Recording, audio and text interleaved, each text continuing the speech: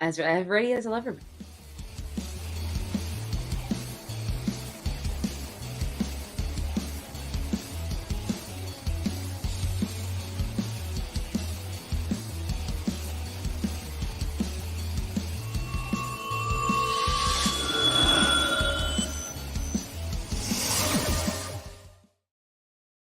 Good evening. How's it going, everybody?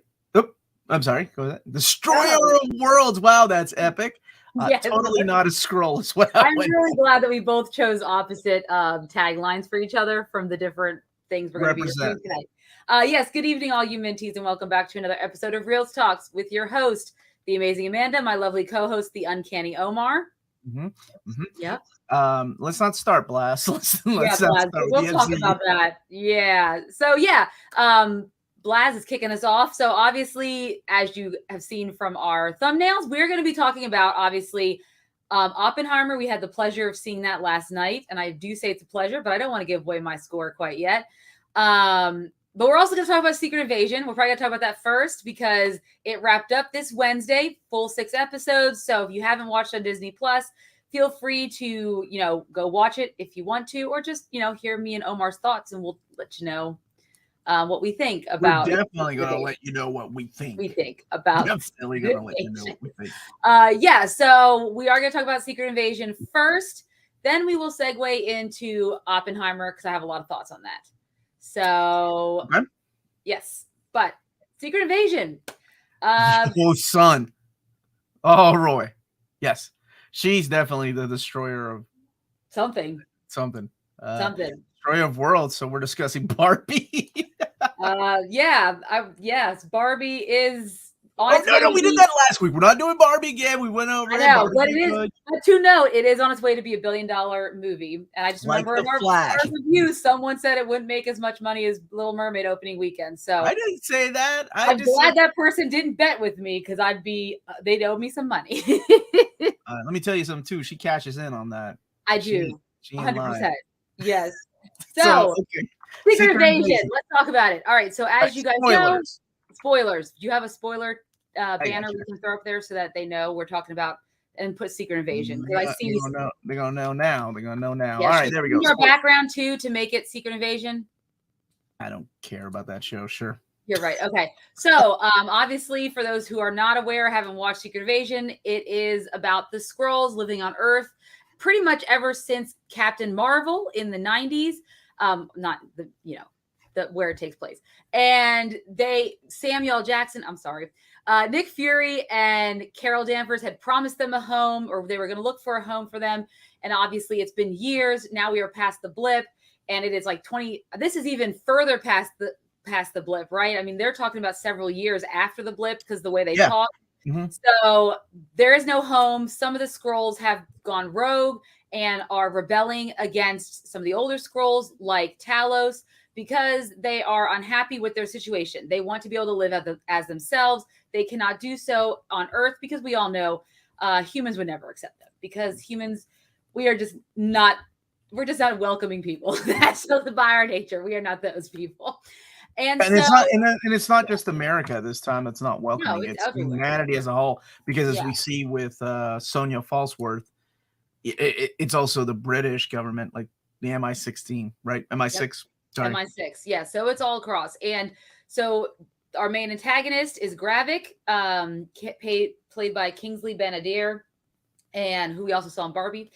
And he was a young Skrull at the time when, during Captain Marvel, and I guess Nick Fury took him under his wing a little bit. He worked with Nick Fury for a time, but it then grew to resent him. And so that's kind of fueled his hatred of humanity, his kind of hatred of Nick Fury, and he's leading these rebel Skrulls, doing some undermining of these Americans against Russia against America, and using this fake terrorist like fight to then create a World War III essentially, so that when humans decimate themselves in the wake, the Skrulls can then take over. And in the meantime, he's also developing we thought we were just using extremists, which is from Iron Man 3, so that they can regenerate and become stronger Skrulls.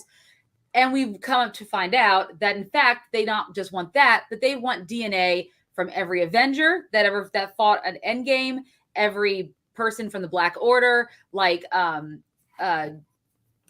what's his name? Oh my god. Anyways, Thanos and his crew, whatever. I forget. Cole. I've tried it. Yes. Anyways, so they're trying to find that. Are you talking about the MCU Black Order? Yes, that's that. I forgot it completely.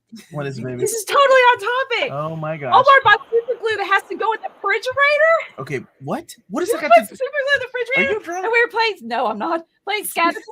And it lists things that you put in the refrigerator that start with G. You just have to run. You have to run glue, down. that is super. That's awesome. I read. Okay. Bye-bye. I love you. He's not even drinking. Yes. Okay. So anyway, are you talking? Okay, you're talking about Emily Mall, like characters like the Obsidian. Oh, what was the guy's name? Cole, right? No. Really, Supernova, Black Nova. I can't remember. Yeah, the Sons of Thanos, right? Yes, the sons and daughter. Anyway, so basically, apparently Nick Fury had taken the scrolls, including Gravik, to the battle of the Avengers and Thanos at the end of it all, and they collected the blood because everyone spilled blood, even Carol Danvers on the field. And I guess, yes, that's true. So they collected all this Avengers blood, and of course, he's hidden it somewhere. Gravik wants it, and that is essentially what our main climax of this entire 6 episodes really comes to. I mean, obviously, there's other things we find out. We find out that that Rhodey apparently has been a Skrull since Civil War. And yes, the director... Did they establish that because of his... the director confirmed it off screen. But that doesn't even... That makes no sense. I agree. That means like, that Rhodey in like Endgame who sat there and watched his friend's funeral is not the real Rhodey. So this Rhodey has no idea that Tony died. Like that is... Nope. That's going to be weird. Yeah. That's a bad retcon. And like, I'm sorry, that's a bad retcon. It makes little to no sense why they could have done it at any time. They could have done it at any time. They didn't have to stick to a weird timeline like that. I mean, okay, they should have done it. They should have gone like, oh, he's been a Skrull since Iron Man 1.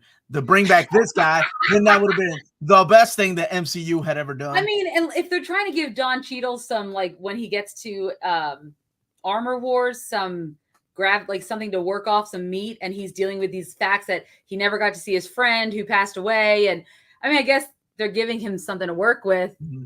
You know, I don't know. Anyways, it is what it is. So we find out that Rhodey's been a Skrull this whole time. He's been working he's been working for our president, President Ritson, played by Dermot Mulroney.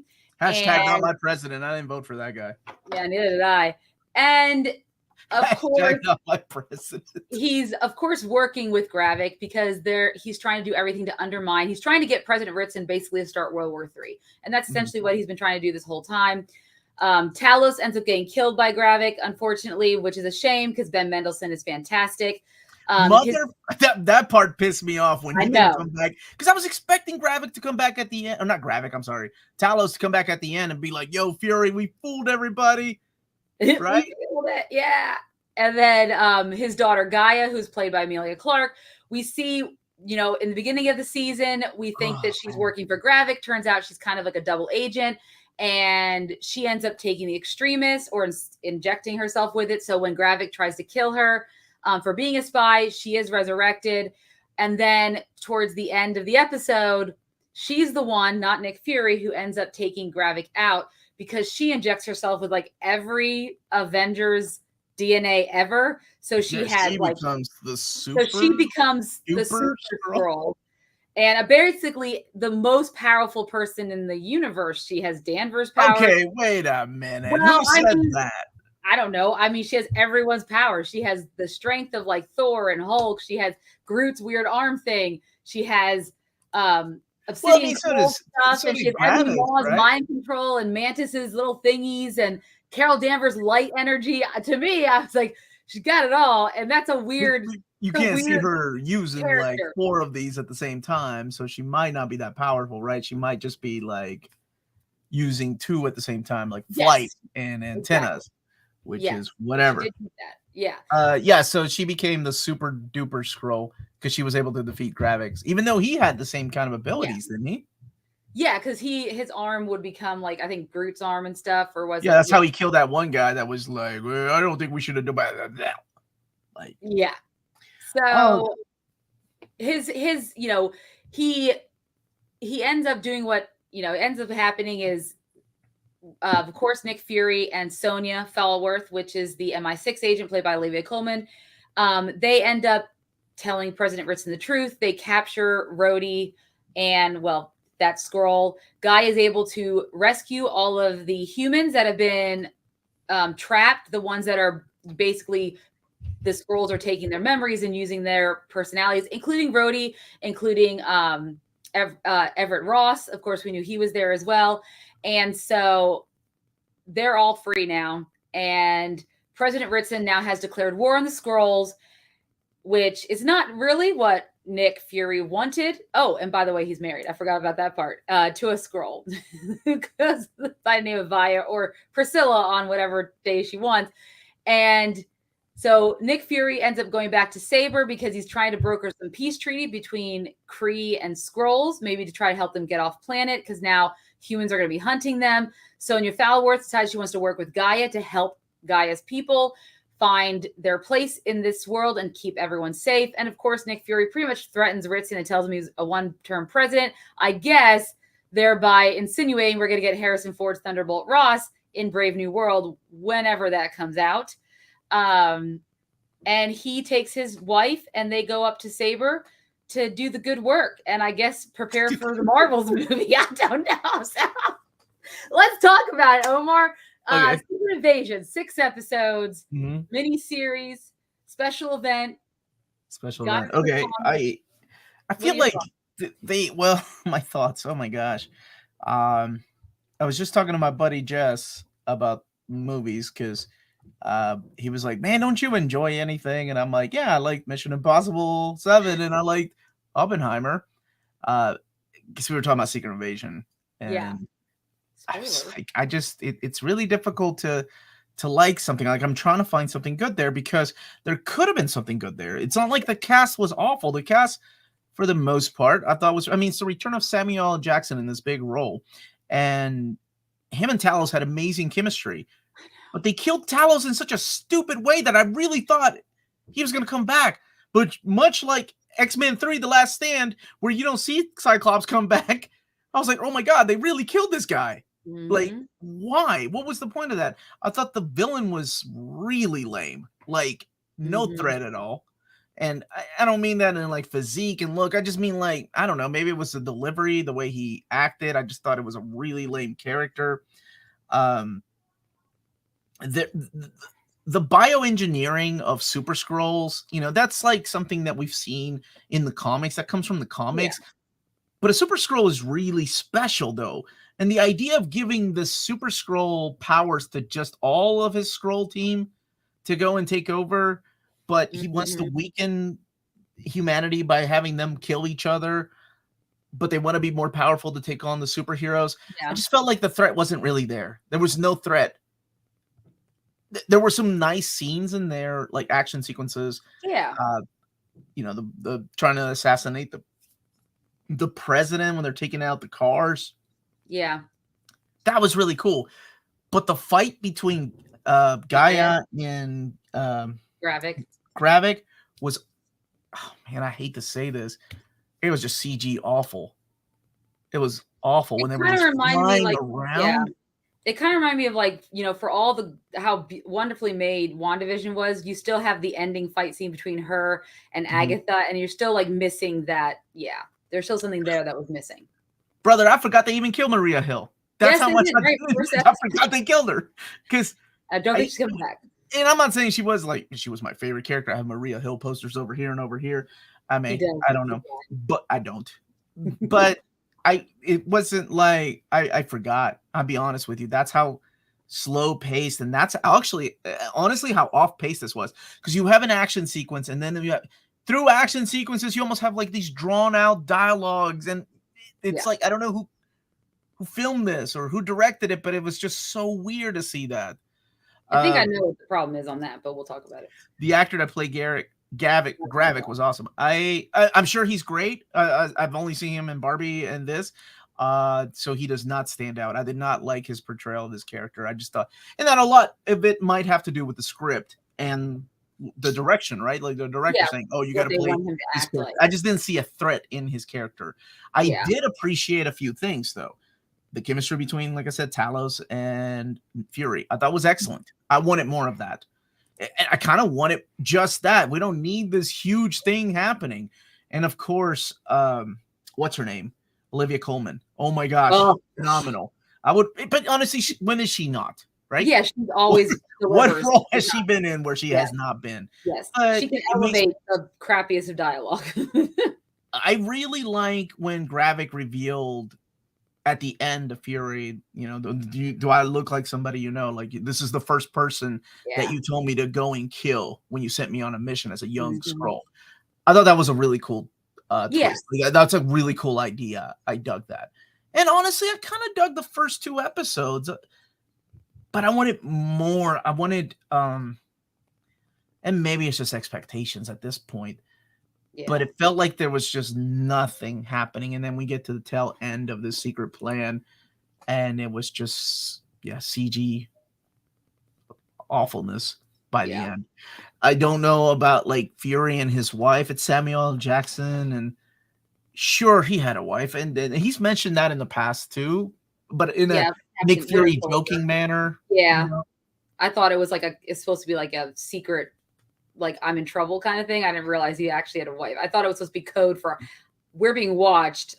So keep it copacetic there, Captain America. Could be. Yeah, that's what I guess it's not the truth. Maybe it is partly. I don't know. But yeah. So those are things I liked and didn't really like. What about you?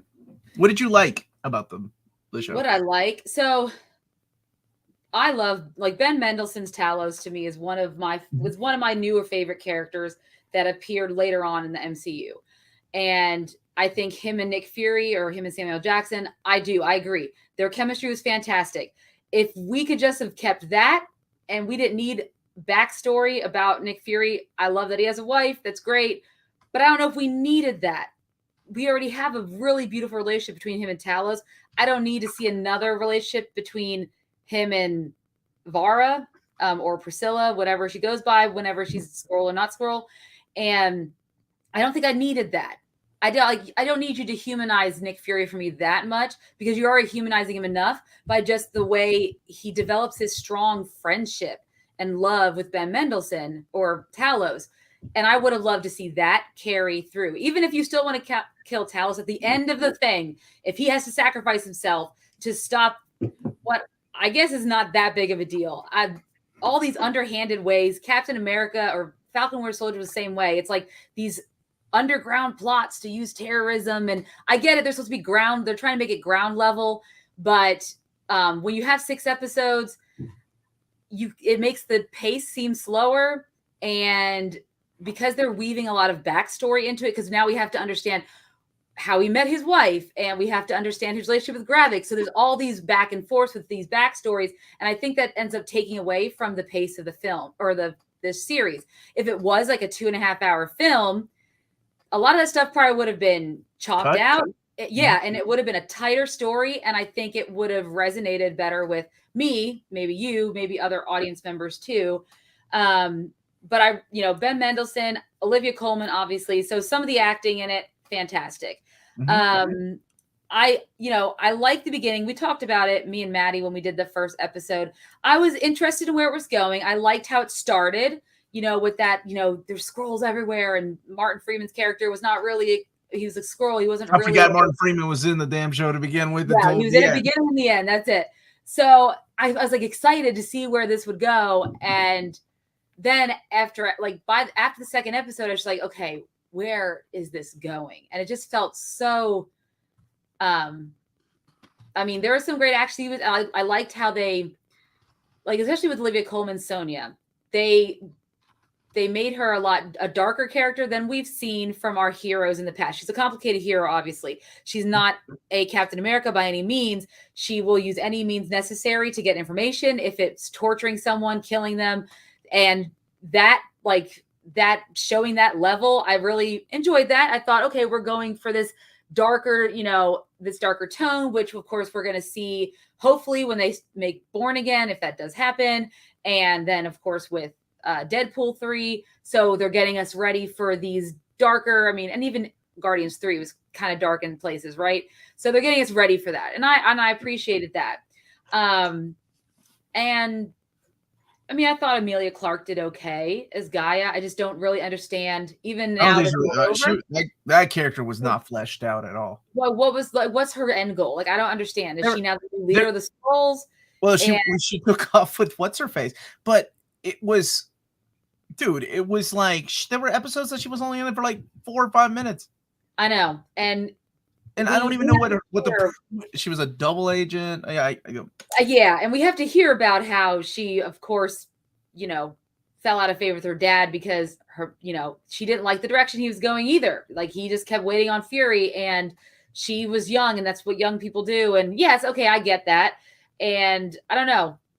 She was fine, but I still don't understand what they're trying. And I guess I'm not supposed to understand where they're going to take her character, if they're taking her character further than this.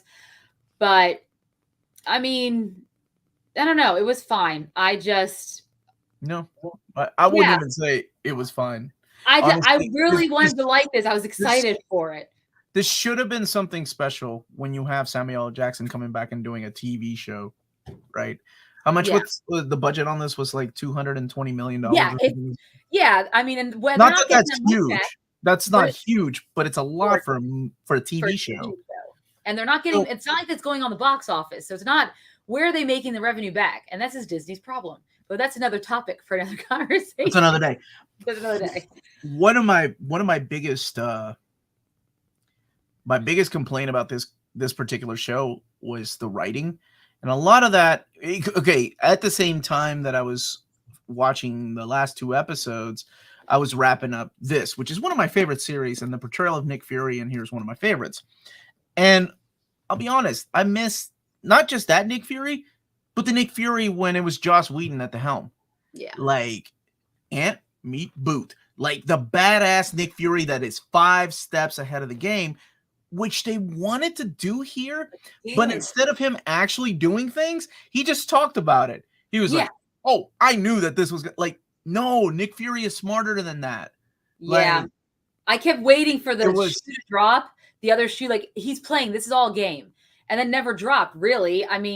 The biggest reveal is that he switched places with Gaia so that Gravik would think it's him, and it was Gaia. I think that's what the plan was. So he could be there with the president and convince the president not to pull the trigger on Russia and bomb them. Or the Skrull compound. Mm-hmm. I was expecting that. I was waiting for it. It never happened. And to clarify, I'm not comparing Nick Fury from movies and TV show to comic book Nick Fury. Yeah. But I was reminded of how different he was when he first showed up and recruited the Avengers. And I don't even like Secret Invasion, the comic book. I think the plot of Secret Invasion was ridiculous. The idea was really cool, but the execution and the overall plot, I wasn't a fan of at all. It made no sense. It was a huge retcon in the Marvel comic universe. So I'm not saying that, that was a masterpiece and that's why I don't like this. Mm-hmm. This is me just going into this and watching this. And it feels like another one of those shows that's going to be like exactly what I said about Falcon Winter Soldier. It's just going to be one of those run-of-the-mill shows that I don't plan on going back to. Yeah. It will be there, and it will be there for people to forget, unfortunately, because there's nothing that really stands out. I don't imagine Gaia being the new Marvel superhero that they're building her up to be in the series because that came out of nowhere. Yeah. And I feel like it's gonna end up the way that Kit Harington's character did in the Eternals. When they saw the numbers of Eternals, they're like, yeah, I don't think the Black Knight is going to appear anywhere for a long time, even though the Black Knight will return somewhere, but not, which is sad because I really like that character. I know. Yeah, there were things, but a lot of the issues I had with this was the directing and the story script. Yeah, it wasn't good. Yeah, it wasn't good. And I know people had problems with the AI intro. I thought that was creepy. So yeah, it worked. Yeah, and I get why they were going for it too, with the theme of the show. So. Oh, I tell you what I did like though was the president giving that, making everybody afraid. Yes. Like, so that was a really cool scene when Fury was like, "You made a mistake," and you have a bunch of vigilantes out there shooting people that are suspected Skrulls, and then accidentally killing people that are humans. So I thought that is a really cool way to handle a situation like that. Why didn't we focus on something like that? Because why couldn't that be the start of it, right? Yeah, it's like we have a group of. Skrulls. I mean, it's almost the story of X-Men, right? It's almost the story of people that are going through xenophobia, like they're afraid of literal aliens living amongst us. That would have been a really cool start to this. Fury being married to a Skrull immediately feels like, whoa, we got to do something about this. And then you're at odds with both the president and Gravik, whatever the hell that was about, trying to find your own planet, or this had a lot of it. That was the lighting. You all remember the way I rated Catwoman. Little dark and light, which is about the only things I ever saw in this show. It would have made, if we had done that way, if they decided to, let's focus on the otherness, and that would have made more sense, instead of, because it had a very similar plot in my mind to Falcon and Winter Soldier, right? These rebels who are trying to, it's a very similar plot in a different way. Dude, outside of dancing Zemo, I can't even tell you what the hell else happened in Captain Winter Soldier. Yeah, I know.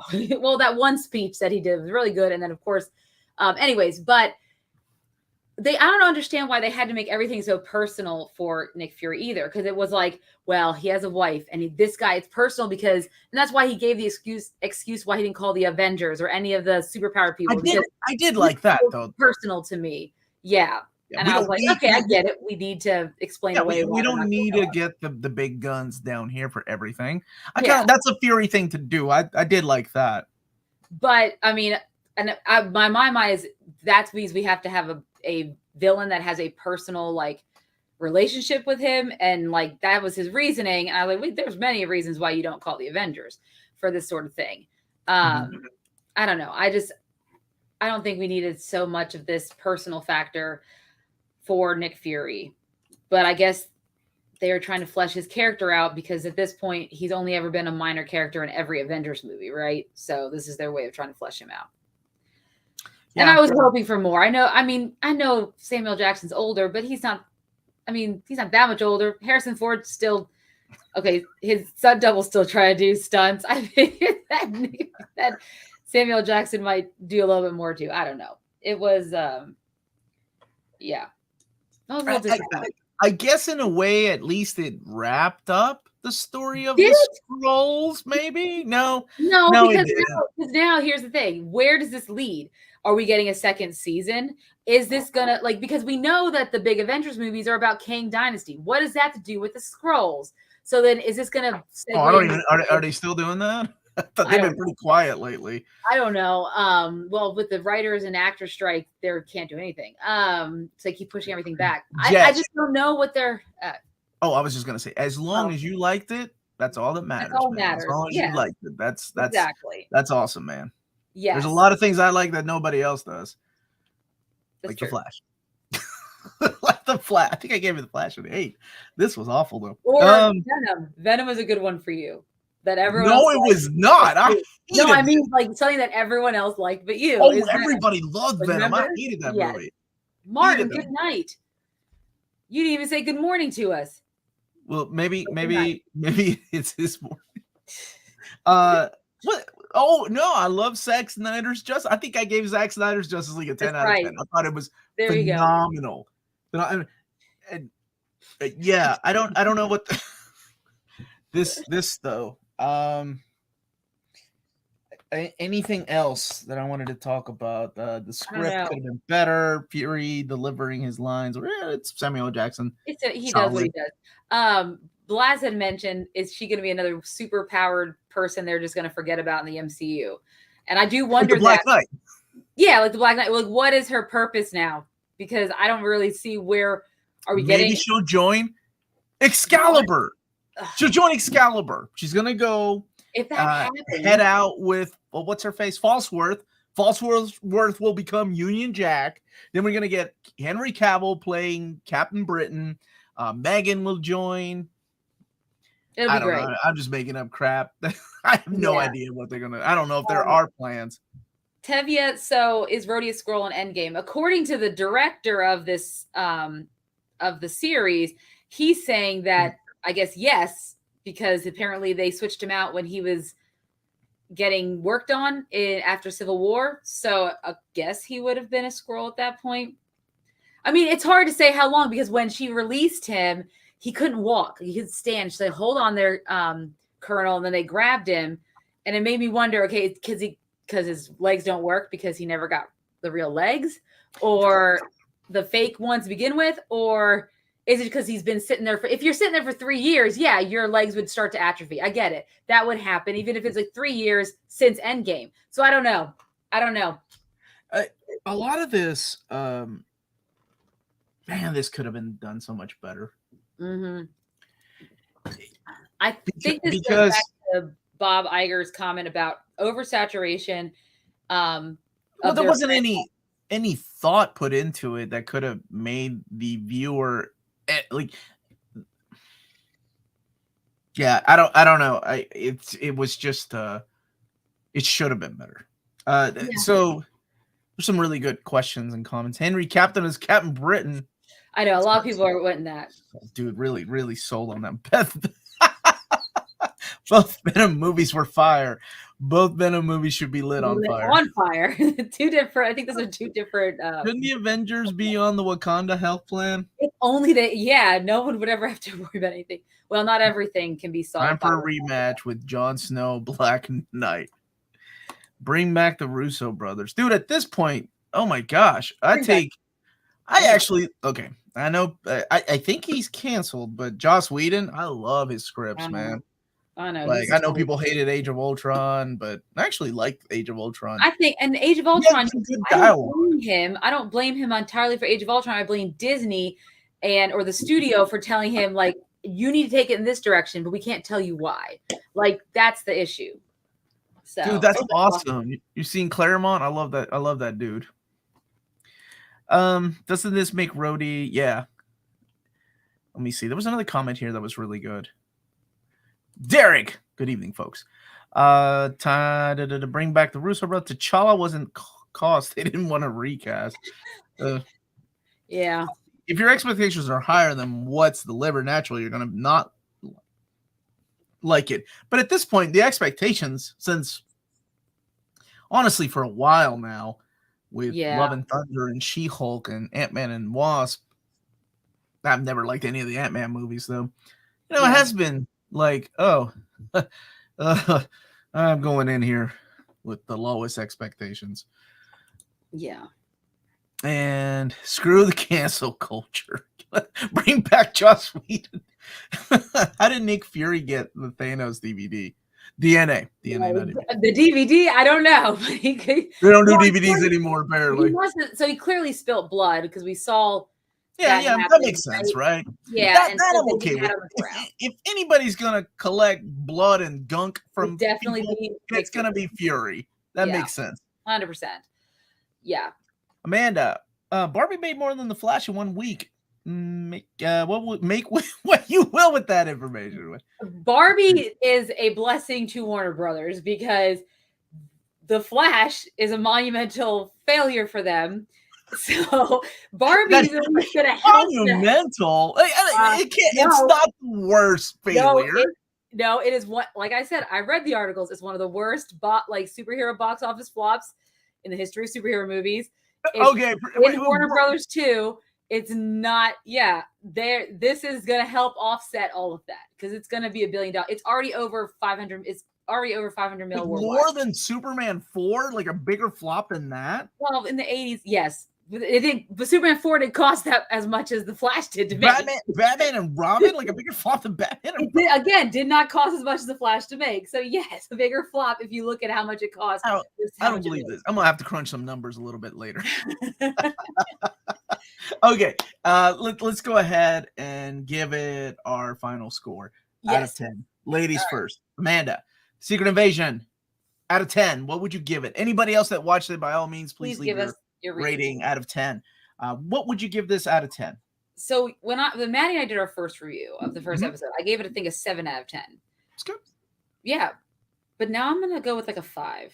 5 out of 10. I would middle of the road. To watch it. It wasn't like, I really did. I would forget, like, oh, I should watch Secret Invasion. Like, I would forget. Usually I'm excited to see stuff when it, like, I'm like, oh, if it's a really good show. And I was like, oh, well, I guess I'll watch it. I have to watch it because we're going to review it. It's a 4 out of 10. Yeah. I think I hated it a little more than I loved it, or I hated it a little more than was middle of the road for me. It wasn't good. It could have been better, and I hope to see some of these characters back. Yeah. But, yeah. Maybe just Olivia Colman's character. That's my rating. Let's go to the chat and see what everybody else thought. Then we'll get to some questions, and then we'll talk about Oppenheimer. 4 out of 10, 8 out of 10. Boycotted the end AI, and glad I did out of 10. There we go. 6. I think AI might have written a better script than this. 6.5 out of 10. 4 out of 10. Negative 9.5. 2 out of 5. So let's give it a 10 out of, or 4 out of 10. Episodes 1 through 5, 8.5 out of 10. Episode 6 out of 10. The worst Marvel content. 4 out of 10, not deserving of the legendary. 6 out of 10. 4 out of 10 yet to watch episodes 2 through 6. Oh man, no, you don't get no Terrence Howard in this. No. Comic story 4 out of 10, but for what it was, 8 out of 10. That's what's up, Kyle. Yeah, that is the question. Is it better than the comic for me? Because I wasn't a fan of the comic. Is it better than the comic for you? I don't know. I may have to reread it. Maybe that'll be one that we do for reader. Yeah. Okay. But in your scale, 5 out of 10. Okay. 2 out of 5, 6.5 out of 10. Off top. 5. They kill Maria Hill. Like, no, I forgot she was even in the freaking show, Martin. Yeah, I know. It's a shame. Dude, they ain't got no. The Super Skrulls is like Oprah. You get a Super Skrull. You get a Super Skrull. Everybody's a freaking Super Skrull in this team. The Super Skrull, yes, it's bioengineering, but it's special. It's not every soldier. Yeah. It's like one in every few. And we've had just a handful of, well, we've had a lot more now, but we used to have just a handful, and we only had one for a long time. And he only inhibited the powers of the Fantastic Four. This is like, look, I'm Mantis. Look, I'm characters nobody should know about, except nobody from S.H.I.E.L.D., because I don't think they cared about that show. Yeah, no, they didn't show up. No Quake or anything like that, no. All right, let's do. There were a couple of questions really quick. Okay, go ahead. Put Joss Whedon in charge of the MCU. How did Nick Fury get Thanos' DNA? We knew. Well, you don't want to know the behind the scenes story though, how that happened. Did you guys already talk? No. We are going to talk about it in a minute.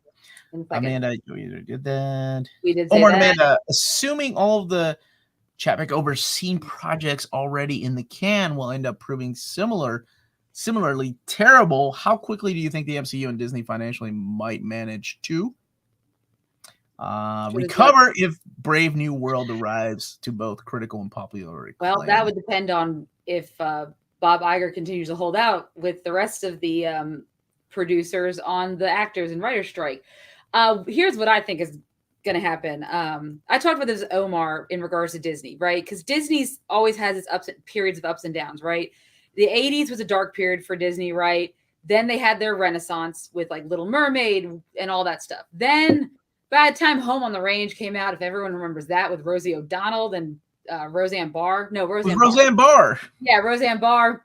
That was the last animated film. Yeah, and it dipped. Their quality dipped. Oh, Prince and the Frog came out after that. Yes. I don't remember. Wait. No, I think Prince and the Frog came out before Home on the Range, I want to say, was the final animated film. I'll get back to you. Until then Tangled came out, and then they had this. Even that wasn't. That made me miss hand-drawn animation. Yes. And then they bought out these franchises, and then all of a sudden we have this nice 10-year period of these Marvel movies and Frozen 2, and they have they bought Pixar, so they get the Pixar movies. And now we are Home on starting the Range to was see this. 2004. Princess and the Frog was 2009. So they missed some years in between, about 5 years in between for hand-drawn animation. Yeah. And so I feel like we're in that area. And I think what Chapek did, which is what Bob Iger mentioned, and I don't know if Brave New World can erase the mistakes of Chapek's era, but I think he pushed Feige and Marvel to, build content for Disney Plus because he wanted to go all in. And that was what Iger said was the biggest issue. It's why Chapek's out, right?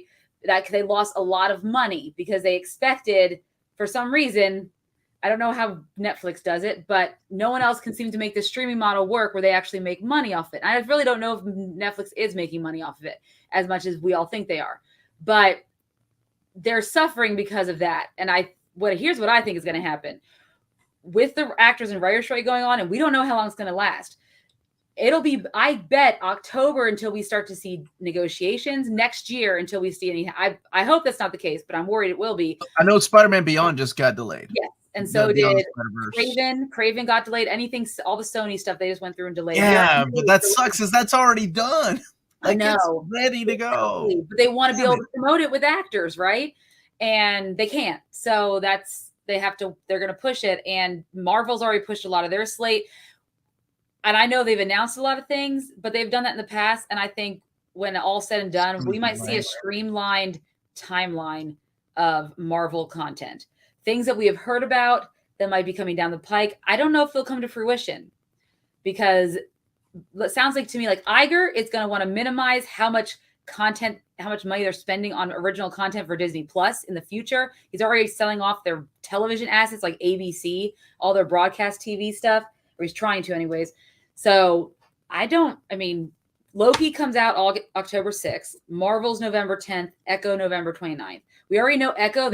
Echo is actually coming? I thought that got canned or no, delayed. They're just going to release everything at the same time is what they do. It got delayed to November 29th. So, yeah, those I think are the last things that have been completed that they can put out. And, Brave New World, and I thought Thunderbolts was also filming, right? At the time. Isn't Thunderbolts also filming or didn't already film? Yeah, so those are the only two that we don't know what's going to happen as far as they've been filmed, what'll happen. But I think a lot of other projects that haven't been filmed or are still in development, I don't know if they'll come to fruition. Yeah, Blade is another one. Rodimus, that's an interesting one too. It was supposed to start production, and then because of the writing strike, it did not. I do feel bad for the kids that voice the Teenage Mutant Ninja Turtles. I don't feel bad for people like Seth Rogen or anybody else involved, all the adults that have already been to premieres. But imagine being a child and getting your first acting gig and then going to the red carpet. Like, you're going to miss out on that. That sucks, man. It does. And let's not forget, Disney's about to lose a lot of money this weekend because anyone in the chat going to see Haunted Mansion? I bet it doesn't do as well as The Flash. Did y'all know it was coming out? A movie with Owen Wilson, expensive. Jamie Lee Curtis, Oscar winner, expensive. Rosario Dawson. Jared Leto plays the stove hat guy, but you don't even recognize him. I think it's just a paycheck. That movie hasn't, even before the writer's strike, has not been like. I didn't even know it was out until you asked me the other day, and I'm like, oh, what? Yes, I forget. We all did. And so that, to me, right there, Disney, I thought that was good. Like, it looks like something that will go. I'm surprised that they didn't go straight to streaming with that, honestly. Well, they have to make some profit back. And maybe they'll get. Shut up, Bloss. It's not going to beat The Flash. Yeah. No way. What if it surprises us? What if that's the movie of the summer? Like, everybody just word of mouth carries. At this point, I don't think that's possible.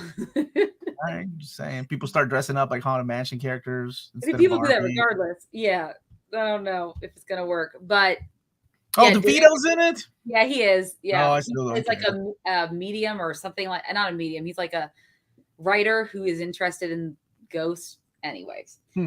Disney, they're going to be struggling a little bit here shortly. Their attendance is down at their theme parks. So they foresaw this though, right? Foresaw what? Losing money. This is why they got what's his name back, and he started cutting jobs.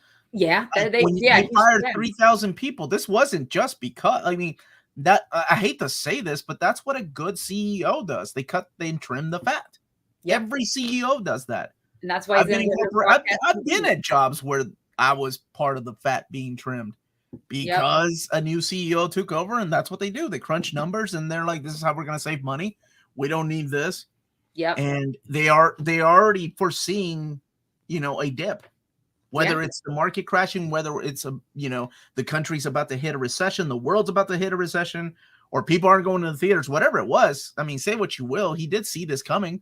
That's why the jobs got cut. The board saw it coming. The very first thing he did. Absolutely. Yeah. So, I mean, there's nothing he can do now. He's going to, release things. Unlike WB, who decided to cancel Batgirl altogether, he's going to try to make some profit back, right? At the very least, someone will go see Haunted Mansion. They'll make some money. So that deficit is a little bit lower, right? And they aren't losing too much money on the project. Because when you throw it to streaming, we don't know if they're making money off of that, right? And that's the whole idea of the writer and actor strikes. I still don't know how that works. Yeah, we don't know. And I don't even know if they know. Yeah, so I don't know. We'll see if Brave New World at some point when it comes out can start to give us a resurgence. But I think we're going to see some things cut before that happens. So I think movies that are scheduled to come out this year will come out this year. I think anything that was scheduled for next year, though, that's what's going to affect it. And I think they're going to put a lot of those projects on hold. And it's not like Hollywood hasn't done this before. Oh, yeah. They've done it before. Look at all the movies that got delayed because of a huge tragedy like 9/11. Mm-hmm. Like a lot of the what was the Schwarzenegger movie? That it was like 3 years before it was finally released. I think they came out in 2005. So there were a lot of movies like that studios sit on. I mean, there's movies right now that they've sit on, like Carrie Fisher's final movie's finally coming out. I think at the end of the year. Yeah. Dude, Blue Beetle better make movie.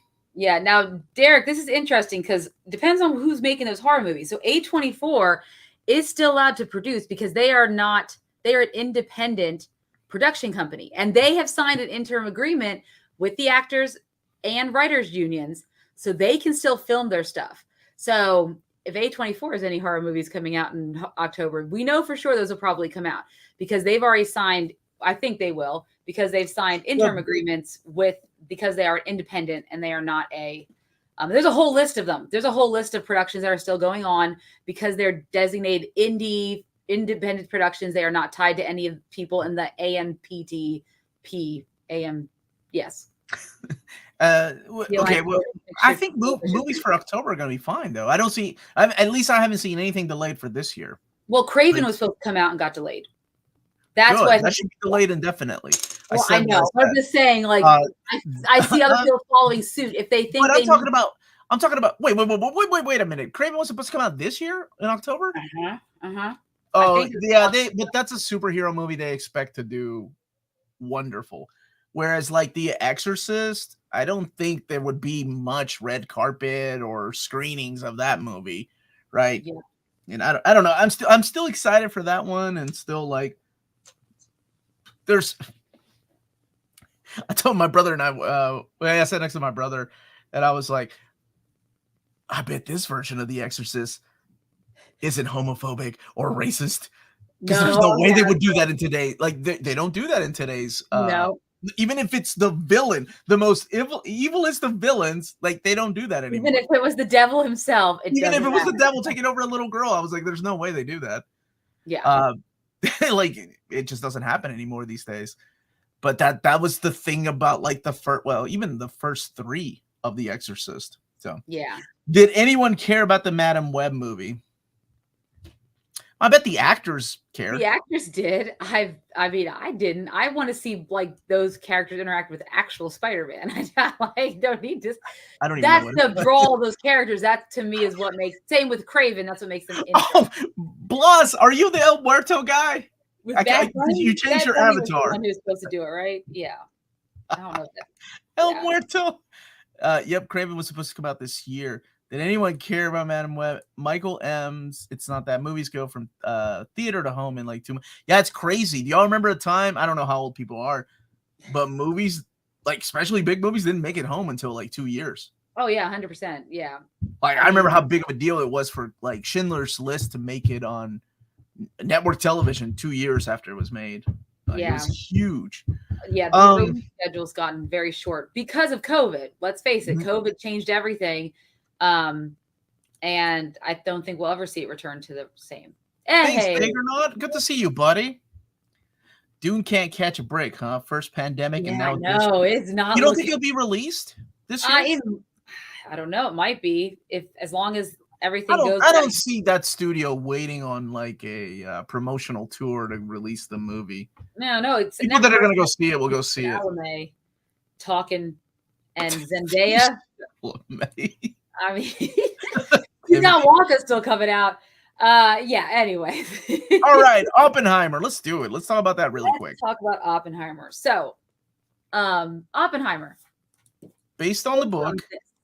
Look at this massive book right here, and this is nonfiction. For those of you who are not familiar, I highly encourage you to pick this up. It will take you a while to get through it. It's a little dry because it is nonfiction, and like I told Omar, like every character you're introduced to in the movie probably has like 3 or 4 pages worth of their backstory in this alone, in addition to Robert J. Oppenheimer's story. And so this is what the book, this is based by, and Christopher Nolan is the sole writer on it. So he just took inspiration from this, and there is no other writer credited besides the 2 writers, Kai Bird and Martin Sherwin, from this book. Oh, I can do this. There we go. Ta-da! Oppenheimer spoilers. Yes. Okay. Florence Pugh. So let's talk about that. 10 out of 10. Florence Pugh, always delivering. Oh my God. Wow. That's all I have to say. Okay. I think that's all I remember. You didn't hear anything I said just now about the writers, did you? I was looking for Florence Pugh gifts. I'm so sorry. You cannot find her boob gifts. It's not going to happen. I can't find her boobs, but you found this. That's close enough. You get what they have in India and the Middle East. That's what you get. That's the closest thing. No, this is what they get in India. They can't give this movie a 10 out of 10 then. Yes. What a shame. My gosh, they're missing out. Well, they could just go on the internet.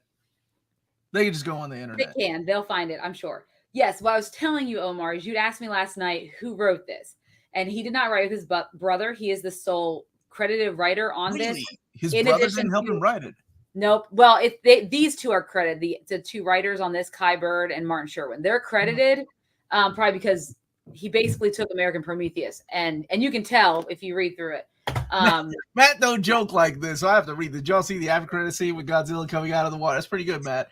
I was expecting Nick Fury to come in and ask somebody to save him out of Secret Invasion. Yeah, anyway, man. Yeah, poor India. Yeah, thoughts and prayers, dude. Oh, yes. All right. Yeah. So Oppenheimer.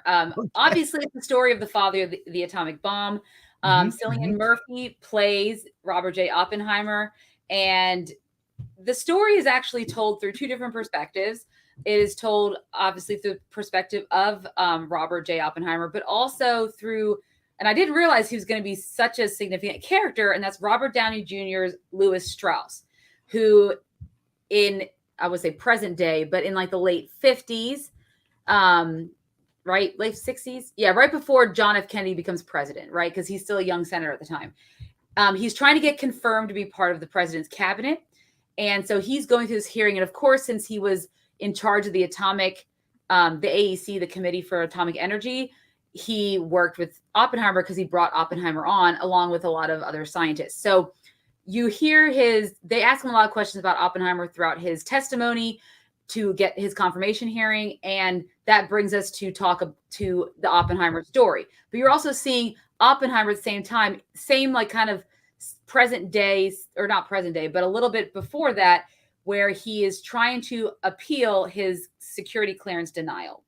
And so he's also telling his story. So you see these 2 perspectives of Robert J. Oppenheimer. So it's really a character study on this man, and this brilliant man who did a lot for quantum physics. He was friends with a lot of famous scientists, including Albert Einstein, Niels Bohr, and he had quite an eclectic life filled with a lot of actors that I didn't even realize were in this movie, But pretty much, I guess, if Christopher Nolan calls you up and say, will you just play this scientist and you're going to say one role or one thing, that's it. You will say one thing, or you just have to press one button. And they're like, yeah, sure, I'll do it. It's fine. And he gets to work with all these scientists and to develop what we know now as the atomic bombs that did decimate Hiroshima and Nagasaki. So what's interesting about the film, for those of you who have not seen it, is that a lot of people, I think, expected maybe the film to end with watching the explosions and seeing the decimation, right? But it doesn't. And same with the book, it goes all throughout his, like, up to the point where he is vilified because of his leftist ties early on in his life. He's tied to the communist movement because of his brother and his friends. Yeah, exactly. So that comes back to haunt him. And of course, jealous men who do not like his smarts. And of course, he's not necessarily like always the, easiest going guy, try to make an enemy out of him to the United States. So he goes from being the father of the atomic bomb to being an enemy of the United States in a very short period of time, and having just this slander, right? He gets his affairs are just put out in public, everything that's happened to him. And you eventually get to see he does get that retribution at the end. Lewis Strauss does not get confirmed because things happen in the film where people actually stand up for Oppenheimer, and it comes to fruition that he was behind a lot of the stuff, that he was basically trying to get Oppenheimer in the position that he was, where he couldn't no longer be a part of the AEC, no longer be a part of the committee. And so you see this progression of this man's career, and the middle of it is the atomic bomb, but there's so much more after that. I was like, oh, there's a whole another hour. The explosions already happened. So yeah, for those of you who have not seen the film, yes, that's exactly how it's kind of plays out. It's not going to end with the explosions. That's just part of his story, because it's more about the man himself and not about the bomb, if that makes sense. So yeah, of course there's lots of characters in it, but it's a historical piece. So let's just talk about it. Okay. Yeah, let's. Think about it, because it's a lot. Yeah. It's a very, man, I remember leaving the theater, and there were things that I loved about this movie.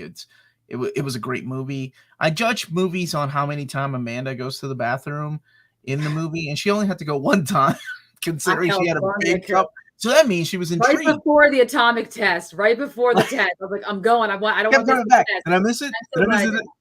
So, but this was I think the most artsiest of Nolan's films. And I mean artsy, because he's done black and white before. He's done Memento, where it starts at the, it's actually the ending and you work yourself back.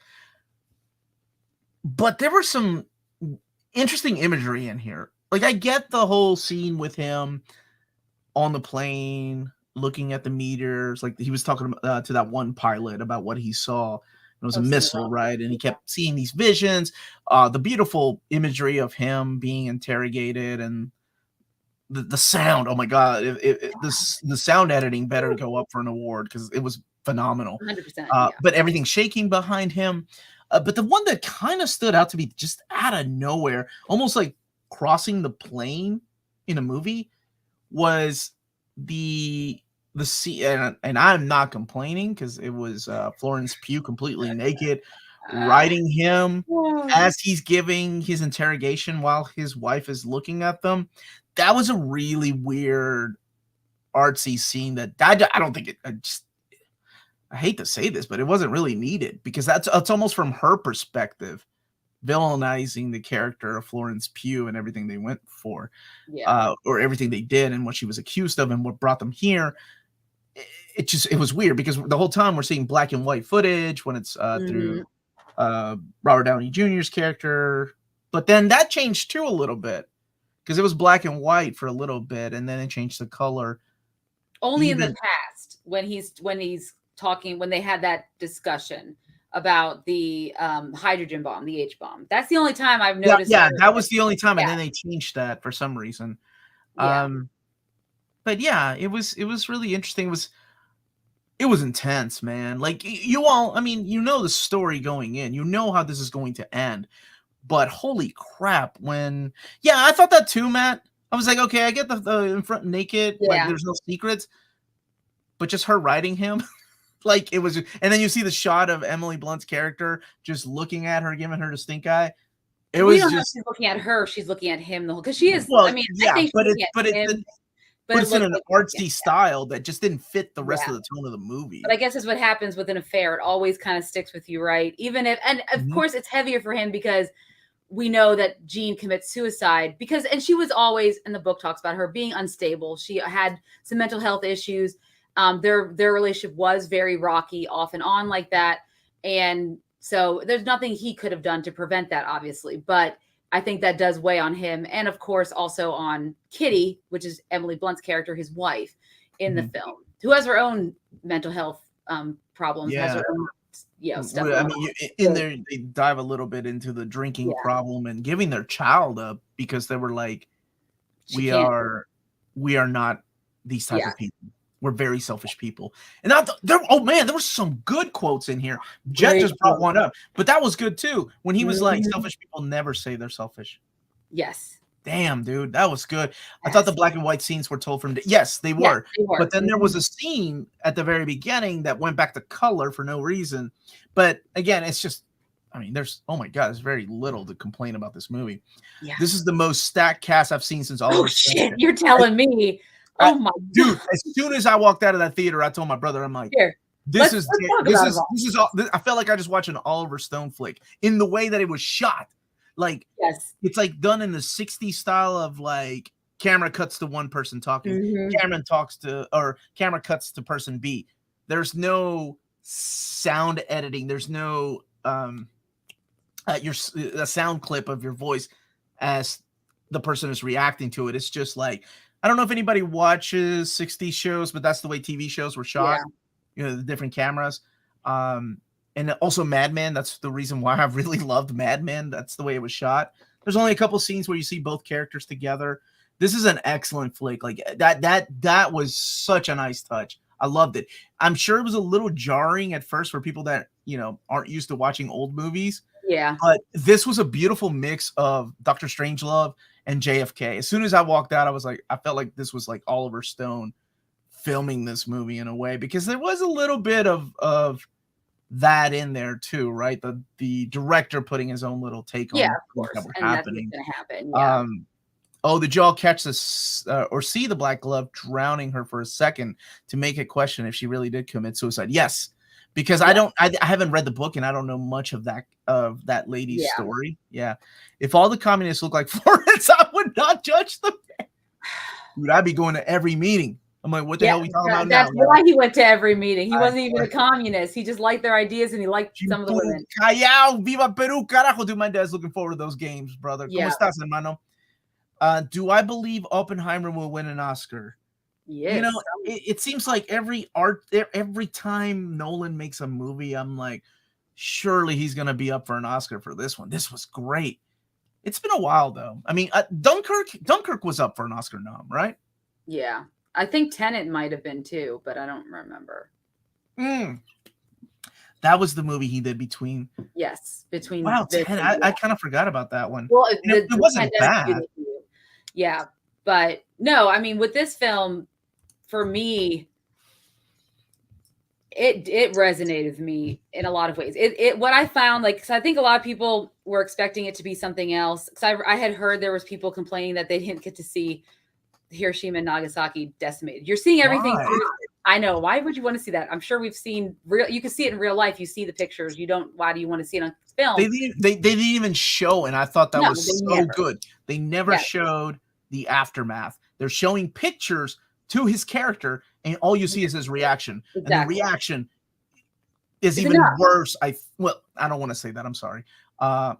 It works well on film when you're talking about this subject. You don't need to see a child's skin falling off of his body. You need to see his reaction to something that he feels responsible for doing, which I thought was wonderful. Which, I mean, it's the same way Seven and Fight Club were cut.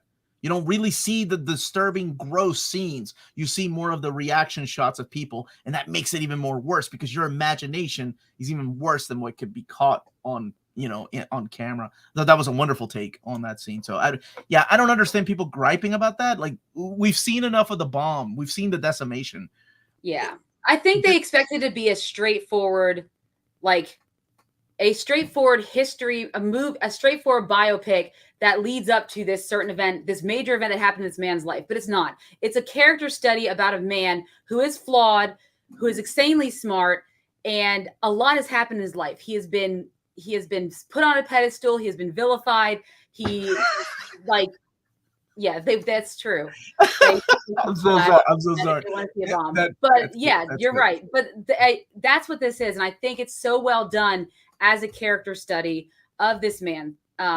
Just from the direction of you get to see, like, because you don't get to see it just from his viewpoint either, right? Because the way I think someone brought up the comment about Aldrich Ehrenrock, the gentleman who played Han Solo in the Solo movie.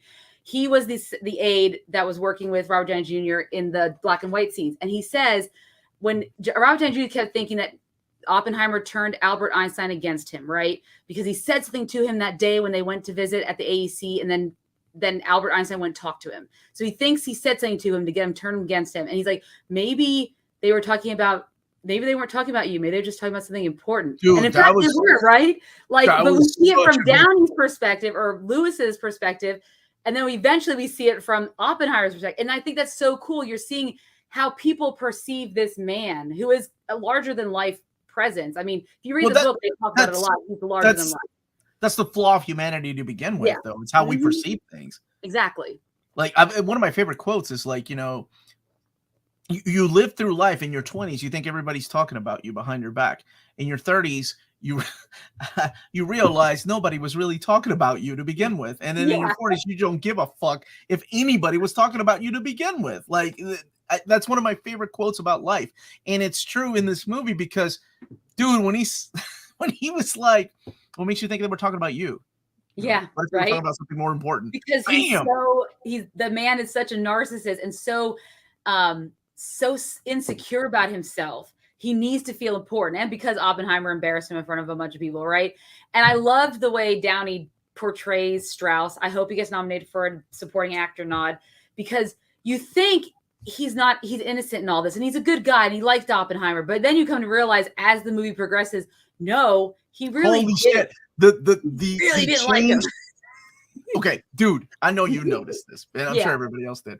But the change, not only in his tone and lines, but physically, from this mild character of like, oh, Dr. Oppenheimer, we would love for you to be here, like almost with like a hunch back in a way, like an old fragile man, to this stern motherfucker that was like, I created him. I am the reason that he did. Like, oh man, that was so good.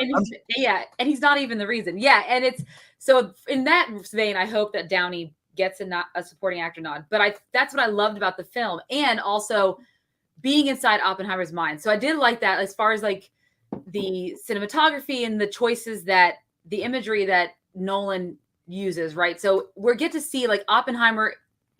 His mind is science, right? He is always thinking about this quantum physics, the way atoms and things like that coincide. And you see, like, as he's talking about things, like, just we'll get glimpses of the stars and the way atoms, like, you see this beautiful thing that this is what his mind, being inside his mind, is like, right? And I loved that. I thought that was something I really enjoyed, because you're seeing everything from his perspective. And that's my favorite scene from his perspective. You talked about how you didn't need to see you didn't need to see the bombs go off and see the destruction in those two cities. You just need to see his looks. That's how I felt when they did the test of the bomb. They did the one and only test, right? And it's the sound goes out, right? They press the button, there's no sound except for Oppenheimer breathing. And you see the explosion, the big cloud that's coming out, the fire, and you're in the fire. And then you draw back and you just see Oppenheimer's face. And you see that look of pure, like, what happened? I am the destroyer of worlds. I am become death. Like, you're seeing that in his face. Right? And it's such a prolonged sequence. It actually made me tear up, because that to me said everything you need to know about how dangerous this weapon of mass destruction is. You could see it in his face. You could see it just by looking at it. This is like, I was like, this is bringing me to tears right now. What the heck? And then the sound comes in with a poof, like, right, because the after effects of the explosion and it hits everyone at different times because they're all get a jump scare out of that. Oh yeah, Tommy saw. Well, your brother saw me jump twice at the 2 different times it did it. I was like, oh, I love the sound of this movie so much. You don't even understand. It's so great. Yeah, that to me was one of those sequences that stands out to me. Oh, 100%. Yeah. Sorry, I've thought about this movie long after the credits roll. It stays with you, as it should, right? Mhm. So, Bert, thank you for the super chat. I thought of Omar when the war secretary spared Kyoto because he honeymooned. Dude, how messed up was that scene? That's so If crazy. only he had brought a copy of Why the Last Man to read on this trip, Oh my right? God. So good. We should have done. But that reminds me. Thank you for the super chat, my brother. That reminds me what I also enjoyed about this movie was it's definitely told through, his perspective and Josh Hartnett and all the scientists that are there, because they're unsure what's going on in the world. Yeah. He is not going to the president. He is not giving any kind of advice on how to use this weapon. They did the test. They took the bombs. Yep. They took the bombs. They're like, bye. And the next thing you hear of it is, as everybody else did, on the radio. Mm-hmm. He had no idea. That's how he found out. Yeah, Man. And honestly, there was this whole thing too that, they didn't know. Nothing like this had ever been made. There was a small chance that they could destroy the world because it could light the whole atmosphere on fire. Man, what the hell? And yeah, it was good. I love the fact, like I said, I haven't read the book and I know very little outside of it's nonfiction, so it's like it takes what you will, but yeah. And honestly, outside of his name, I know very little about him. It was just interesting to see a story about somebody that was already flawed making something like this, taking the blame for it, right? Oh man, what about what's his name? Gary Oldman, dude. Oh, I know, playing Truman. What an awesome, oh god, that guy is one of our last character actors. He's gone, right? Like he's retired. Like this is I know. But just the way he portrayed that character with that charm at first, and then he's like his smile. Oh I'm the one who did it, not you. How dare you, Oppenheimer, think that you're the one who did it? Like I feel like I've got blood on my hands. Yeah. And he gives him that handkerchief out of his pocket. I was like, what a douchebag. Yeah. What did he say? Don't let that sissy back in here or something like that? Yeah, he said, don't let that sissy back in here. Yeah, because he's like, no, I did that. I'm the one who did it. Like, he wants the credit for it. Truman wants the credit. And I'm sure I don't know much about Truman either, but maybe that's what he's like. Jack Barry, Americans currently live in a death porn culture. This is also true. That's why that's why people complained about not seeing the bombs dropped and the carnage left behind. It's there's a lot of that truth, brother. It's the what do we call it? The train wreck effect. Mm-hmm. It's like as you're driving, you see a train wreck, and subconsciously you're looking for dead bodies. Yep. It's weird, but I mean, it's in there. Yeah. Dude, chances are near zero was such a good line because you're like. He's like, no, they have to be at zero. It's theory, buddy. It's theory. You can't ever get to. Okay, anyways. Dude. I was like, okay, Matt Damon's Grove. Dude, Matt Damon in this movie was so good. He was good. So good in this movie. He could get a best supporting nod for this too, and I'd be okay with it. Heck, I even enjoyed Josh Hartnett playing the scientist Lawrence. That guy surprised me because he didn't sound anything like Josh Hartnett. My brother was like, I kept telling Emmanuel, I'm like, that's Josh Hartnett, the guy. He's like, who? I'm like, the guy from the faculty. Yeah. No. 40 Days, 40 Nights. Like, that's him. He didn't believe me. Yeah, and that's what he is. And so talking about you never read the book and stuff, but this is what it's the writing. So it's the script, it's the writing, because you have to take this entire book. And the only other person I've really seen do this was Lin-Manuel Miranda with Hamilton, right? Because that is also, I have that nonfiction book he based his musical off of, and it's also massive like that. But Nolan was able to pull out from this such critical pieces of this man's life and weave it so beautifully together in a story that, I mean, that's not easy to do, right? We talked about it. We talked about the poor writing from Secret Invasion, right? But this man goes and is able to create this from a lot of information and creates this well drawn out story with beautiful dialogue. Even the smallest characters seem more well developed than some of the main characters in other films I've seen. Like, but anyways, go ahead. The dude from I mean, and let's just, it's also a 3-hour movie. You get a little more development out of that. Yeah, a little bit of development. I think I'm the only one of the family that said Adam's Family Values. I think everybody else knew him from Numbers. I like that. No, 10 Things I Hate About You. Fuck that. He played Joseph Gordon-Levitt's best friend, the dorky guy. No, that's what I remember. Okay, yeah. The 10 Things I Hate About You. Sure. I'm just going to leave this here. Thanos versus J. Robert Oppenheimer. Epic rap. What? That's not a thing. That's ridiculous. That's hilarious. No, it was a really good movie. Minor gripes. You know, I've some of my friends texted me saying that this was the best Christopher Nolan movie. Yeah. I don't know. I think Memento's still my favorite one. That one is really good. It's hard to top that one. And that damn movie is over 20 years old. This was awesome though. But it might be his magnum opus, honestly. It's a better movie. It's a better movie, honestly.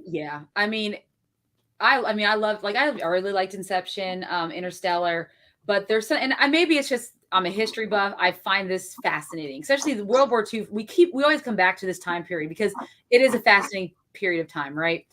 But there is something about this film, and he just is able to pull so much out of you and make you think long after the movie's over. And that's, to me, is the mark of a great film. So JFK, right? Goes on to, he's the one who denied poor Strauss. I was like, oh yeah, that's awesome. A young senator. It was weird to seeing Solo in a series. That guy was good. I liked him. Yes, and honestly, I didn't have a problem with he the just cast. hasn't been given a chance. Honestly, I haven't had a problem with the cast except for Baby Affleck. I can't stand that guy in anything. He does hate Casey Affleck. You're not kind of takes me out of movies, no matter what he's in. Yeah, but I guess when you have Matt Damon in a role, you gotta put Baby Affleck in there. Yeah, it was. I mean, yeah. Let's talk like that cast. Everywhere we turn, Dane DeHaan, Jack Quaid, Josh Peck from Drake and Josh. I was like, oh, look at him in a. I love that you're going with those guys first. Because they're so, to me, they're random. Kenneth Branagh, right, as Mills Bohr, we're like Tom D'Arcy. Dude, that was so solid. Oh, I know. I mean, and I liked that. I liked the interaction with him and Oppenheimer. He's like, oh, I'm not here to help you. This is your thing. Scott Grimes surprised me. Like, yeah. Macon Blair is the guy I was telling my brother. I'm like, is that the guy from Pete and Pete?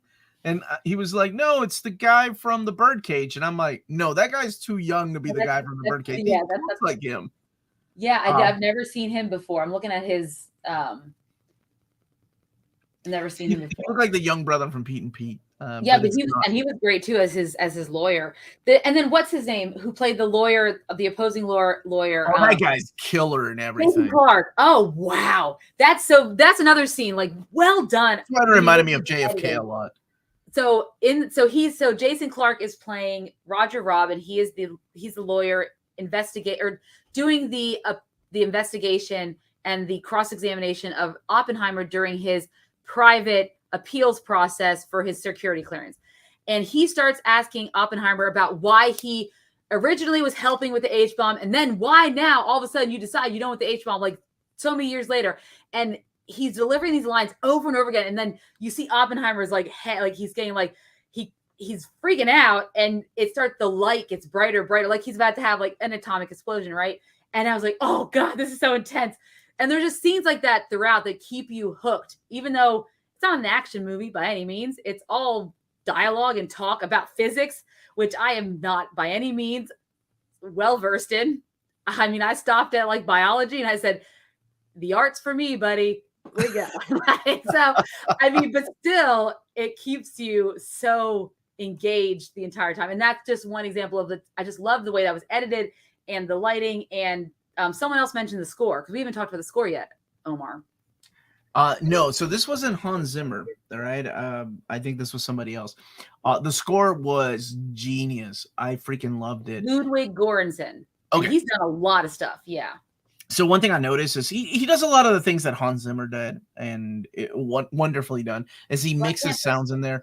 But the scratchy sounds of the bomb during bomb scenes for the score, even though the bomb is not there, but the bomb is the bigger thing that you're thinking about the whole time when it's just a bunch of scientists talking at the same time. Brilliant. Like creepy, eerie, brilliantly done. Because I talked about the sound. The sound edits, I think they were wonderful, and I'm sure it'll be up for an Oscar. Oh, 100%. But the score in this, oh my gosh, it was so good. It was so good. And it's weird to hear sounds like this. Like whenever you have, like, it feels like the score is just based around this character, because everywhere he goes, the score follows.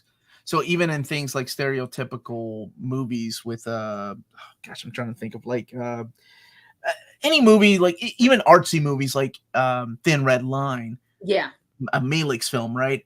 You still have, for scores, if the military is involved, you have the stereotypical sound of drums, which is immediately your brain goes, oh, it's military, it's something important.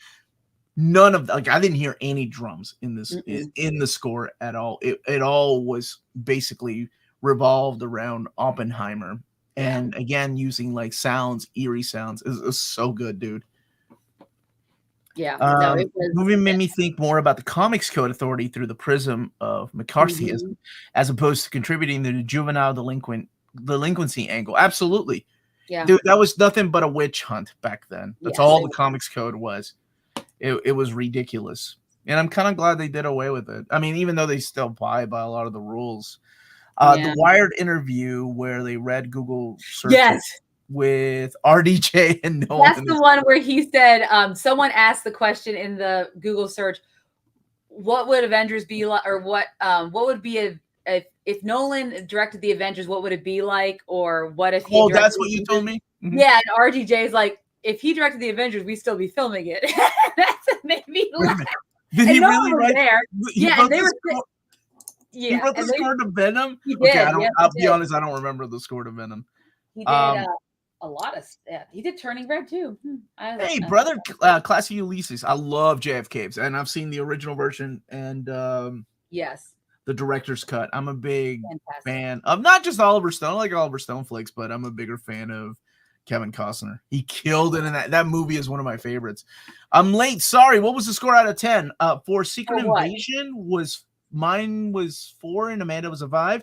For Oppenheimer, we haven't done it yet. Amanda said it wasn't as good as The Flash, but I hate you putting false words in my mouth as slander.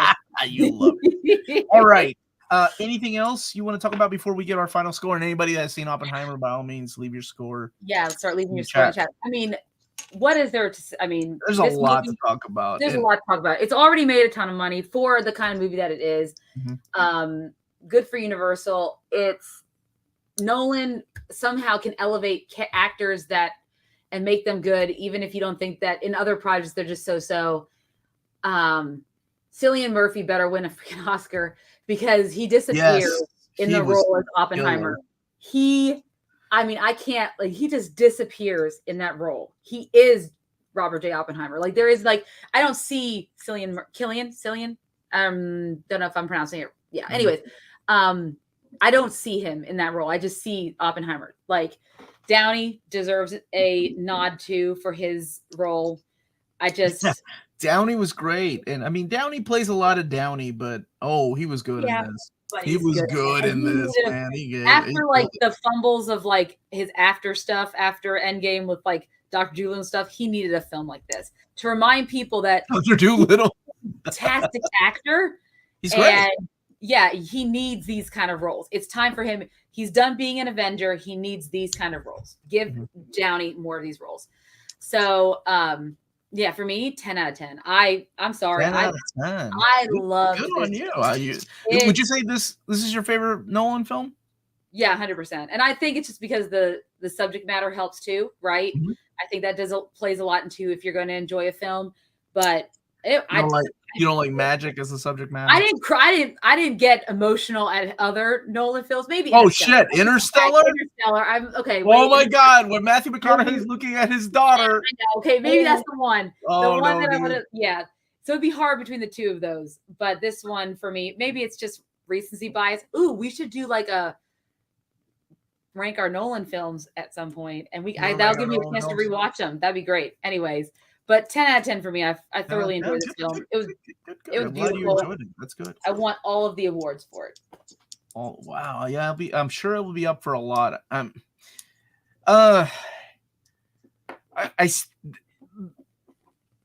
It was great. It was intense. It was beautifully shot. I love the way it was edited. Sound effects were wonderful. Oh my gosh, creepy, eerie. Score was phenomenal. Acting was on point. I don't know if Emily Blunt was the right person to cast as his wife, though. I had a hard time with her character.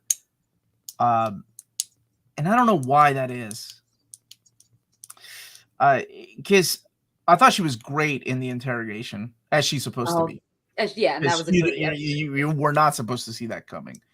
But it kind of came out of nowhere. And I don't know if that had to do with the acting or if it had to do with the script. Like, there was no lead up to that type of, like, this is what I can do for you. Outside of the smacking him and like, hey, you need to get your crap together. I have my drinking problem, but you need to come back home. Yeah, I'm sorry, your mistress committed suicide, but we have to move on. Yeah, but you got to make this bomb because we got to make money. So, yeah, and like I said, the artsy thing that I still don't know what that was about, and like little minor gripes. 9.5 out of 10. It was a great movie. It was phenomenal. It was definitely one of my favorite Nolan films, and I'll probably go see it. I want to see it again. I don't know if I'll go see it again in theaters. There's just a lot to watch. We got to review Teenage Mutant Ninja Turtles, you know. Yeah, we got to review Haunted Mansion. I'm just kidding. We do not have to review Haunted Mansion unless Disney wants to fly me out to the premiere. Oh wait. No, they already had the premiere, and it was just Disney characters dressed up as Haunted Mansion characters because they couldn't have any actors there. Yeah, that guy, dude. What is his name again? The Peaky Blinders guy. Cillian Murphy. Cillian? Is it Killian? I think it's Killian. It's Killian. I remember he was in 28 Days Later. He was great. Oh, I know, right? And look at where he's gone. I mean, he had that one random like thriller movie with Rachel McAdams, the Red Eye flight one called Red Eye. And who knew that guy would then become this? I mean, yeah. Well, William, thank you. Omar hates Emily Blunt Scott. No, I do not. No, I think she's good. She's good in a lot of things. She's not Florence Pugh good, but you know, she's good. Don't you roll your eyes at me.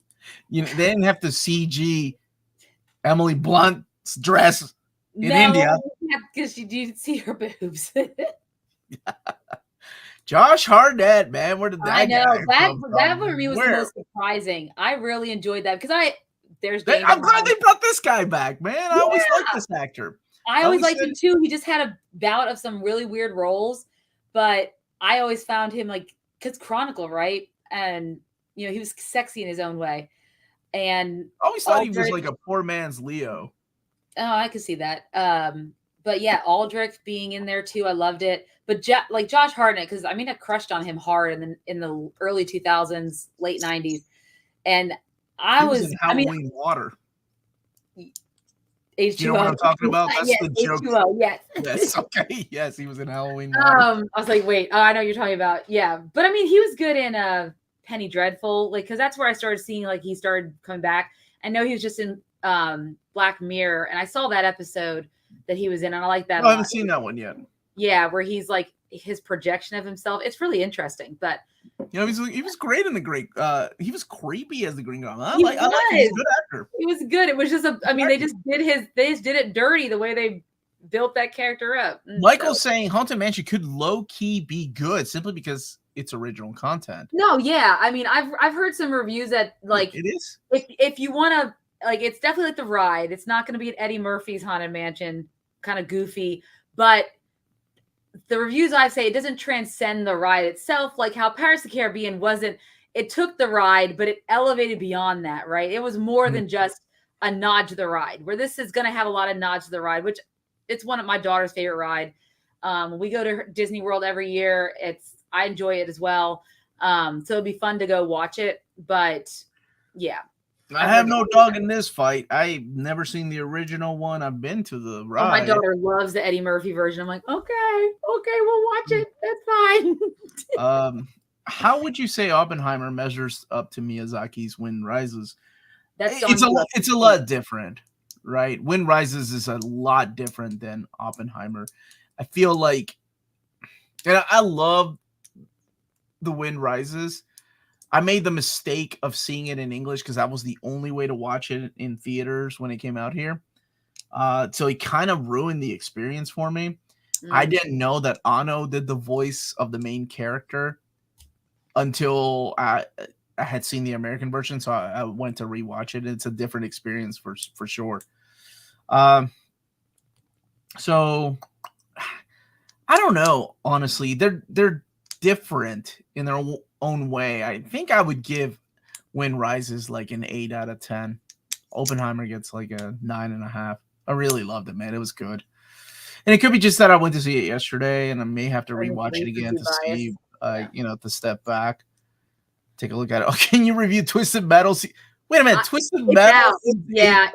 It's out a show. Now. It's not a movie. No, it's a show with Anthony Mackie and Why is Winter Soldier not? I mean, Captain America. Well, clearly it's gonna be I guess he had time before they had to film Brave New World to do something else. So there you go. But that's our review for these two really different things. It's true, yeah. Twisted Metal. They should have done a movie. That looks awful. Amanda, thoughts on the rumored Spider-Man 4 with Tobey and Raimi? Sam Raimi, really? Oh, is that a rumor? That's a true. I mean, if it happens, great, as long as it's the right story and it's done in the right way and Sony doesn't interfere too much. But at this point, it's hard to take anything like that seriously because, I mean, things that are supposed to be getting made aren't even getting made. So the possibilities of things getting made, because they can't even sign contracts right now. So if there's even if they were in talks, that's done. They're not allowed to sign contracts. Like Tobey couldn't sign a contract right now, even if he wanted to. So the talks would have ceased. So, I mean, it'd be cool as long as it's the right story and it does the characters justice and it's not necessarily a repeat of like Spider-Man 3. I wouldn't mind youth pastor Tobey. I mean, he was fun in No Way Home, but I want more Andrew Garfield. I want more redemption for him. So maybe he had enough of it in No Way Home. We'll see. And there you have it. There we have it. Is Amanda? Wait, I thought Twisted Metal was. I did too. Nope, it's a TV series. Stephanie Beatrice, that's the actress from Brooklyn Nine-Nine. That's playing opposite him in the TV show. Speaking of Studio Ghibli, are you going to see the new film when it comes out in America? Absolutely. His final film? Sure. I've seen every one of them, man. I love them. We have a tradition here where we go to the theater because AMC does the theater releases of some of the Ghibli films every year, and they do a dub one night and a subtitle one. We always go. We're not snooty. It's just what we prefer. We go to the subtitle one. Like 2 years ago, we did Whisper of the Heart. We did Nausicaa and then Totoro. I think the family's favorite is still Totoro. That was a special place in our heart. That's awesome. But yes, I will be watching it, man. Can't wait. Yes, you're right. Nope, it's a series. I may watch it and hopefully it's not a train wreck. Well, good luck. We may also watch it and hopefully it's not a train wreck. Josh asked Barbie or Oppenheimer. That's a hard question to answer because they are very two different movies. Each one of them. I mean, Oppenheimer's so for me, Oppenheimer is 10 out of 10. I know it's a better made film, but Barbie has does resonate me in a different way, and it's fun and it's enjoyable. So they're different things. Oppenheimer had a lot of better made what jokes? It had a lot of feminist like propaganda in it. Yeah, Oppenheimer did. That's why I gave it a 9.5 out of 10 instead of a 10. They just brought one female physicist in. That was it. Like, what are you talking about? No, that was a joke. That was a joke. Yeah, Oppenheimer for me. Oh my gosh, yeah. Like I said, Barbie was not made for me. It wasn't a terrible movie, but it was not made for me. No, Absolutely. And it had its flaws. Like we talked about it in our review. It had its flaws with just some of the plot and things like that. Things that could have been left out. This one, to me, writing isn't. I mean, I know you had some little bit of gripes, but writing for me is impeccable. Minor gripes. This is a better movie. Like, yes, it is a better movie. Yeah, but I still enjoy both. Dead Reckoning, dude, it didn't do that well according to Amanda. I love that movie. Yeah, I know. What the hell, man? Josh, you need to divorce your parents if they didn't like Totoro. I've never met anybody that did not like Totoro, dude. Yeah, exactly. You can't trust people like that, man. Divorce your parents. And wait, I thought Twisted. Yeah, we were all there, man. We all did, William. We all thought. Joe. Samoa Joe as the clown. We will also, I know in August, we'll talk before we leave, just a little bit about our schedule. We're going to review Ninja Turtles, and we're going to review, hopefully, one episode of One Piece before Amanda goes on vacation. And then when she comes back, we'll review the rest of One Piece. And we're looking at it from the perspective of somebody that's read the manga and watched the anime and does not like live action adaptations to somebody who has not, but that's okay. That's the way we reviewed Bleach, our very first Reelz Talk, when it was just me and you. That's right. So we're going to go back some. Oh, yeah. I'm sorry. And then we'll. Yeah. We got to do. I love Sholo. The actor. We're doing Blue Beetle. We're doing Blue Beetle. Yeah. So next week is Ninja Turtles, right? Dude, I said the same thing, but it's just something that I think we have to do. Let's see how bad. It can't be worse than Cowboy Bebop. Ninja Turtles is next week, right? I think Turtles is this week. Isn't Turtles out this weekend? Oh, I don't know.